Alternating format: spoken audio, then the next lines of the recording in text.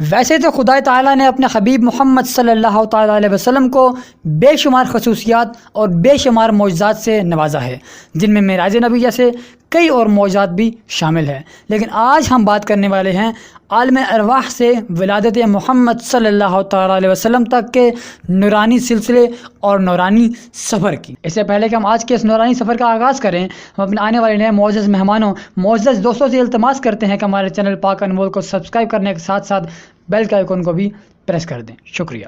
دنیا میں سب سے پہلے اللہ تعالیٰ نے نور محمد صلی اللہ تعالیٰ علیہ وسلم کو پیدا کیا، پھر اسی نور سے خلق عالم کا واسطہ ٹھہرایا۔ خدا تعالیٰ نے محمد مجتبی صلی اللہ تعالیٰ علیہ وسلم کو عالم ارواح میں ہی وصب نبوت سے سرفراز فرمایا۔ جیسا کہ ایک روز صحابہ کرام نے حضور کریم صلی اللہ تعالیٰ علیہ وسلم کے بارگاہ میں ارشاد فرمایا کہ آپ کی نبوت کب ثابت ہوئی، تو سرور عالم صلی اللہ تعالیٰ علیہ وسلم نے ارشاد فرمایا، میں اس وقت بھی نبی تھا جب آدم علیہ السلام کی جسم میں روح نہ تھی، میں اس وقت بھی نبی تھا جب آدم علیہ السلام مٹی اور پانی کے درمیان تھے، یعنی عالم ارواح۔ بعد ازاں اسی عالم میں اللہ تعالیٰ نے دیگر انبیاء کرام سے عہد لیا۔ جس وقت تمام انبیاء کرام کی روحوں نے عہد مذکورہ کے مطابق حضور کریم صلی اللہ تعالیٰ علیہ وسلم کی نبوت کا اقرار کر لیا، تو نور محمدی صلی اللہ تعالیٰ علیہ وسلم کے فیضان سے تمام انبیاء کرام کو اپنے اپنے مقررہ وقت پر منصب نبوت عطا فرما دی گئی۔ اسی عہد کے سبب سابقین انبیاء کرام اپنی اپنی امتوں کو حضور کریم صلی اللہ تعالیٰ علیہ وسلم کی آمد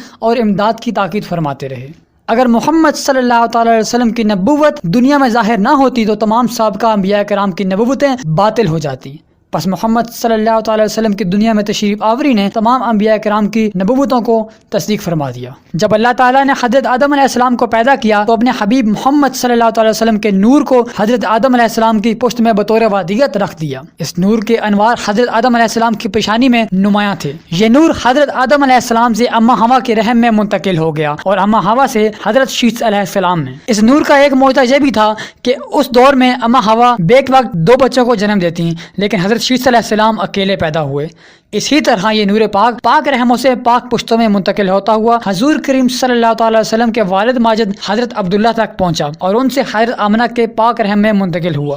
اسی نور کو پاک و صاف رکھنے کے لیے اللہ نے حضرت کے تمام آباء و اجداد کو شرک و نجاست سے دور اور پاک رکھا۔ اسی نور کی برکت سے حضرت آدم علیہ السلام تمام ملائک کے مسجود بنے۔ اسی نور کی برکت سے حضرت آدم علیہ السلام کی دعا قبول ہوئی۔ اسی نور کی برکت سے حضرت نوح علیہ السلام کی کشتی کو کنارہ ملا۔ اسی نور کی برکت سے حضرت ابراہیم علیہ السلام کی آگ گلزار بنی۔ اسی نور کی برکت سے تمام انبیاء کرام پر عنایت خدا نازل ہوئی۔ اسی نور کی وجہ سے زمین و آسمان وجود میں آئے۔ اسی نور کی برکت سے آفتاب روشن ہے۔ اسی نور کی برکت سے سورج نے چمک پائی۔ اسی نور کی برکت سے تمام انسان دنیا میں آئے اور انشاءاللہ اسی نور کی برکت سے ہم مسلمان جنت میں داخل ہوں گے۔ آمین ثم آمین۔